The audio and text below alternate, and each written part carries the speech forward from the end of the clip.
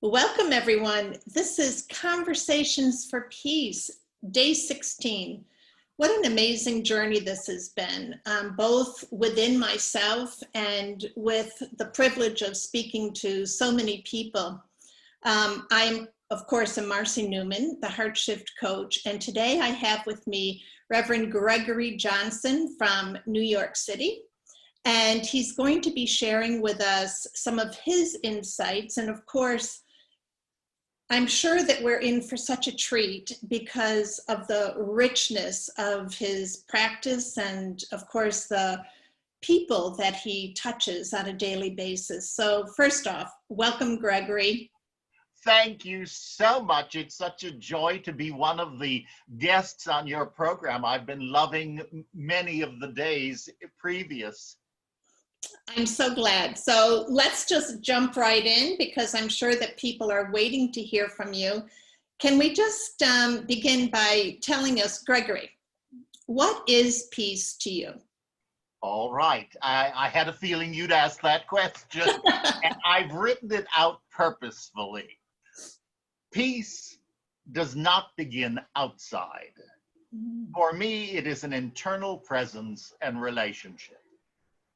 Peace is not the absence of conflict, but the deep inner realization of an everlasting partnership with the divine within. It is the knowledge for me that I am not alone. The creation force, the divine, whatever name one wants to use, that force that created me, that spirit dwells within. With that, we all can learn to grow through life, not merely go through life. Wow, I'm so touched by that. I can feel, first off, the sincerity of the energy of that and how it came directly from your heart, which of course is the only place where we can find peace. Exactly. It's not that outside. And I think if anything we have learned, and I pray are learning in the pandemic time, and by the way, call me Greg. We don't need the Reverend Johnson. I honor it and I appreciate it, but I'm Greg. And this is a very personal conversation, yes. One that I'm honored to be sharing in. But in this pandemic, if we've learned nothing else, we can't change a lot that's out here. And asking all the why questions really don't take us anywhere except perhaps to despair. But when we use this time to go within, acknowledging frankly that we don't know all the answers, but what can I learn out of this? What am I being shown? How can I be of help? Well, the greatest help I believe that I can give is by centering myself in the divine. And I am so concerned. That's one of the reasons I say don't use the reverend term. I don't want people to get stuck in a theology. And I love theology. But whether it's the divine, the creation, the higher power, the source, I wrote these all down, the universe, God, Yahweh, Allah, whatever term works for you, that's fine, because that's where we started. And right now, this week, normally when I do tapings like you, I don't be too specific on the date. But this broadcast, I'm going to be specific because it's going to be a topic I will talk on one of my broadcasts on Friday. But there is enormous spiritual energy happening right now. Because whenever vast groups of people are praying and meditating together, and there are a lot of people who are preparing for that. The Jewish world is about to celebrate Rosh Hashanah and Yom Kippur, that wonderful Jewish New Year, and to our Jewish friends we say Shana Tova. But it's also Galungan and Kuningan in my beloved Indonesia. As you know, I have lived for a long time also in Bali. And Galungan and Kuningan is that time when they celebrate good triumphing over evil, and it's when the ancestors return. And how appropriate in the high holidays we have Yiskor, the memorial time. these are traditions that are part of all faith journeys. So when so many people are praying, I always say to my friends of faith and those who are perhaps struggling or who have been wounded by somebody else's religion, I say, this is a chance for you to put all that aside, to be still, and to go within. Say, I've been wounded. I'm confused. That's fine, because that's the opportunity for us to grow. I love that whole perspective in terms of, first off, looking at things as opportunity. And one thing we have to admit is that there's a whole lot of opportunity going on right now, right? You got it. For us to sort of look at what's happening around us, but rather than believing that it is outside of us, to actually come within and deal with those very same energies that are present within us. And very often we don't like to acknowledge that, right? That we have, even in our spiritual lives, a lot of times we get caught up in being in spirit and forget that we are also human.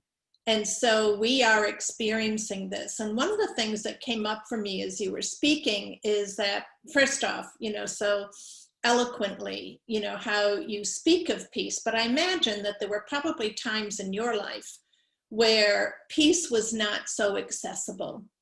And would you speak to those times and how you navigated them and what you found solace and an anchoring in? Absolutely, absolutely. I so appreciate you asking that question. And it is absolutely true. In fact, I'm surrounded, if you could see the whole room, by a whole group of books. And I'm not sitting here to read, nor am I doing book reviews, but I realized that in this book I had learned this, in this one I had learned that, and I will share a few of those with you. But in my own life, I mean, I was born out in the Midwest 74 years ago, so I've been around for a little while.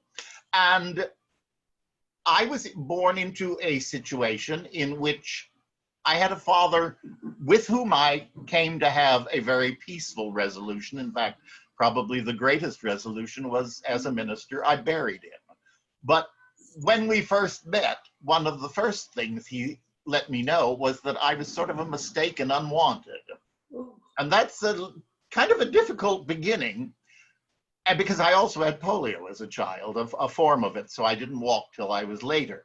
However, at 3 years old, I was to be wheeled out onto a stage, and I begin to think sometimes that may be at the end, to play the piano. And they loved me, yet I had a different conversation going on at home. But as people who have been in the performing arts will tell you, there are no atheists on stage, and one comes to find a greater source. And I found that if I had an earthly father who was less than spiritually whole at that point in his life, I had a heavenly father. I was a child, just like every other person, of that divine force. And that was the beginning of my life, which was to sustain me through so many things. And it's one of the things that I often talk about, that I think the most important thing in life. And I've been blessed to travel the world so often. But we are each and every person is a sacred child of the divine, whatever word you want to use. We are united in that oneness, brothers and sisters all. Where we get in trouble are those lovely words of dogma and theology and that sort of thing. And I'm not here to criticize that, but I'm here to say, as you keep studying, as you keep going deeper, as you keep unfolding, you see all the streams coming together. One of my favorite stories, this happened much later in my life after I had been in Bali, one of my drivers, a gentleman who was about 50 years old at this time, and that was old at that time for someone in Bali. We were driving up to Mount Agung. This is one of my favorite stories, the Great Mountain in Bali. This is a man who's never gone to school. And he looked at me and he said, Mr. Gregg, I have a question for you. And I said, yes, what? He said, why do people have so much trouble with God? And I thought, wow, well, that's a good question. I said, what makes you ask the question? And he said to me, Gregg, you know as well as I do, God's at the top of the mountain. Look at all the roads to get up there. I looked at him and I said, Putu, don't ever go to school. You are the smartest man I have ever met. And that was to continue in my life. This sort of a broadening. In fact, one of the books I have with me is by someone whom I'm privileged to say is a very good friend, the Dalai Lama and Archbishop Desmond Tutu, the Book of Joy. And in here, Arch, I love this phrase. In fact, I love it so much I have the page bent. But our human nature has been distorted, the Arch says. I mean, we are actually quite remarkable creatures. In our religions, I am created in the image of God. I'm a God carrier, and I have a lifetime to define that. I just love that. Because I'm in partnership. And for me, that has been, perhaps as an artist, as a speaker, I know it is true for you as well. I am just a vehicle. I don't see myself as the work of art. I am simply a vehicle, and it's always my prayer that the things that I've learned, the strokes that I've been through, the addiction that I have been through, each of them has allowed me to go deeper as a human being. But it's also taught me that I'm not a human being trying to have a spiritual experience. I love Theodor Shaddan in that, and I'm not being fancy when I say that. But I am a spiritual being, having come from and one day returning to, locked in time and space. But that spiritual essence is always there, waiting for me to invite it, waiting for me to accept it. And when in my humanity I can honor the divinity, I can be at peace. Because the divine is working in me as the divine is working in each and every person with whom I come in contact. So yes, let there be peace on earth, and let it begin with me. I've sung that one all over the world. But I love that one. Yeah. I too. Well, I'll be singing it tomorrow. Oh, good. I started a little program called Hymns by Request. I've been trying to think of things that might uplift people. And one day I was just sitting at the piano playing and singing hymns, and I thought somebody might like it. And I turned, being shy as I am, I turned on the iPad, and I had over 1,100 people who were singing along with me. So, oh, how wonderful. How wonderful. But I mean, Yeah. it's that sort of thing that I find to be so extraordinarily important in my own life, probably because I was mentioning to you earlier, I mean, I came from a Lutheran background as a child. And we discovered that we both came from that same Yes, yeah, our roots. same background. Yep. But I mean, in Racine, Wisconsin, where I was born, you were Lutheran or you were Catholic. And Yep. I immediately caused a great consternation because as a musician, I sang in the Catholic Church, and I pointed out the fact that it didn't collapse or burst into fire or anything else. And I found the presence of the divine in both. Then I came out to New York to do my graduate work at Union Theological and the Juilliard. I did it at both. And what's one of the first things a young singer does in New York? You get a church job. Well, I was the soloist at St. Paul's Cathedral or Chapel at Columbia University. But I also, my first high holiday job was in the choir at Temple Emmanuel, the very famous temple back in 1970 or 71. And it was to lead to many other beautiful opportunities to sing the High Holy Days, both in Ashkenazic and in Sephardic. But what was so impressive to me was I worshiped in it. I was at home. And then, because when I graduated from seminary, I was not exactly what the church world was looking for in a minister. I had just met the man who was to be my husband for 41 years, up until his death 8 years ago. I've had a very non-conventional life. Yes. But God had a plan. I was supposed to go to Asia and meet all of these people with whom I'm working on family caregiving now, which is my ministry. But at that point, it was in tourism, and I couldn't figure out why. But Joe, my late husband, was involved in tourism. And so off we went. Well, what was the first country? The first country was Indonesia, the world's largest Muslim country. And of course, I made it my business to meet the minister of religion because I wanted to learn. And I would go to mosques. I would go to temples. The presence of the divine was there. And Excuse me 1 second, Greg. It looks like your video has gone off. Can you just check it? not, oh, wait a minute. There we go. All right, I have no idea what happened. Maybe it was Joe who was acknowledging you. Well, thank you. But my point being, the gift of life is we keep growing. And as we grow, that peace center, I believe, grows deeper. Yeah. That as crises happen, and there are many, multiple strokes, the world of addiction, and I think of everything in the world, my battle, as it were, or struggle in the world of addiction, which I'm blessed to say I have been in recovery for 30 years. Oh, but God bless you. it was, thank you, and I'm very grateful.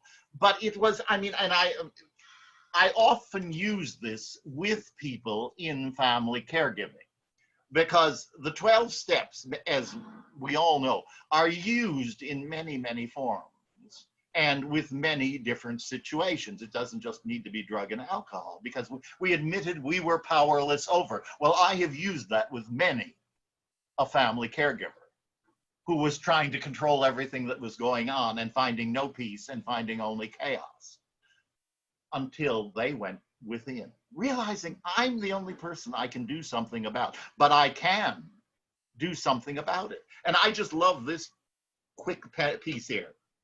Finally, we decided to quit playing God. It didn't work. Next, we decided the hereafter in this drama of life, God was going to be the director. He is the principal, we are his agents. He is the father, we are his children. What a gift. And I always recommend that to people, because you don't have to be gifted, as I like to say, with the disease of alcoholism or drug addiction to find help in the 12 steps. Spirit is working through so many different avenues. Each one saying, I'm here. And where is Spirit hidden, I believe? Within each and every one of us. Yeah. But that's what unites us, so that as I think peace, I can let Spirit work in you by sending peace to your spirit. Mm. It's how I can deal with that person who is in a coma. I can still communicate with them.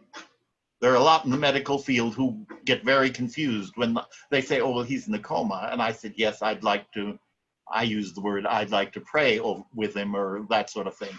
I'm not there to be teaching that aspect. I'm concerned about the person that I'm visiting. But I know that the divine in me can speak to the divine there. And I know it also from the peace that I was given. Joe and I had adopted a young man in Bali when he was 20, and at the age of 40, he died very suddenly of bone cancer. Oh. The last 3 months were painful and difficult, and we kept going back and forth. But when I wasn't physically present in Indonesia, I learned one of the greatest gifts of peace in my life. I couldn't be physically present in Bali because I needed to work. I was practical, you had to be back here working. But in my quiet time of meditation, when I could go within to my higher power, to my God, to whatever word people are comfortable with, when I could go to my higher power, I knew that that divine source also knew where Putra was. And I could find enormous peace in sending peace to Putra through the same divine source that is within him. He left us 15 years ago. He's present in my heart. And that's the gift to me of spiritual living. And it's the gift of growing through, not going through. Yeah, I love that. So I guess what's so evident is that obviously you've had many challenges in life and have experienced many times, I'm certain, where you were probably hitting walls or feeling disconnected or separate from this spirit, from your heart. And as I'm thinking about all of the people going into Rosh Hashanah this weekend and Yom Kippur and all of the other celebrations that you mentioned, that there are also those who are experiencing tremendous loss at this time, whether it's from their homes due to fires and floods and earthquakes and all of that, or whether it is personal loss, as in a child or a loved one, or whether it is with addiction, or whether it is with just life not showing up the way you both expected it and wanted it to. That even in the midst of all those times, if we go within, we can still connect with that. And so my next question is about how we can encourage those who are sort of stuck in looking at the evidence all around them that this nature of spirit does not exist for them. Their interpretation is one of loss and separation, and yet may attempt to go into these celebrations of spirit and may find that they can't connect. What is your recommendation in terms of helping them to bridge that gap between where they are and where they might want to be? My first comment would immediately be go. The second is don't judge yourself. Be where you are and don't let anybody should all over you. Oh, I love that. Phrase I use a great deal. Don't let anyone else's expectation, you know, in preparing for today, I had so much fun preparing for today. Wayne Dyer has a quote: peace is the result of retraining your mind to process life as it is rather than as you think it should be. Yeah, that's beautiful. And so to me, I say thank you and bless you for going into houses of worship, temples, mosques, whatever they might be. Even if it's online. Even if it's online. And I've had some wonderful experiences. Are not there because you're perfect. They are there because you're growing through the going through. Love it. And in life, particularly with the situation of the death, and there's been so much of it. I mean, I was saying to someone the other day, I do a great deal of counseling. And that's the top question without question, or I mean right now, is death, dying, and grief. Yes. Followed by fatigue from lockdown and that sort of thing, and caregiving. So this is a topic that I talk about all the time. I always say, yes, acknowledge right where you are. because you know who's there waiting to meet you right inside is the divine, however you name it. And you may have been angry as can be at that divine being. You'll never be able to get away from the love that's within you and waiting to embrace you. Because I'm convinced, having my mother passed away at 98. We were very blessed, but during this COVID period, and so yeah, thank you. But it was a great blessing. She'd had really an incredible life up to the very, very end. But I have always said that grief journey, we wouldn't know grief. And it can be grief of a job, grief of anything, grief of addiction. But we wouldn't know grief if we'd not known love. So we've been blessed to know love, and there's never enough. We'd always like it to be more. That's who we are as human beings. Sure. But we were blessed to know that love. The grief has come. I again go back to my world of the 12 steps. There are two words that have been stronger to me than anything, and they are surrender, which doesn't mean giving up. Right. It means letting go gently to receive abundantly. And what do we receive abundantly? Gratitude. Gratitude for that life. Gratitude for that experience. Gratitude for getting through the experience. And slowly, we can return to a loving heart. And a peaceful heart. And a peaceful heart. Yes. Exactly. Perfect timing. Yes. Yeah, it is perfect. It is. And that is, to me, the enormous message that we want to share. Of course it is. And unfortunately, our time has come to an end. We could talk with each other all day. I've loved having you here, and this conversation has been so wonderful and so uplifting to everyone who will be part of this audience. So first off, I want to thank you from the bottom of my heart. And secondly, how can people find you? Well, I think the easiest way to find me is through the YouTube channel that I have in my limited technology. There is a new website coming out, but we're not quite ready with it. But the YouTube channel is called Family Caregiving with the Rev. Oh. Family Caregiving with the Rev. And on it are many, many talks that I have done, including the series that I've now done for over 2 years on each Friday morning called Family Caregiving with the Rev.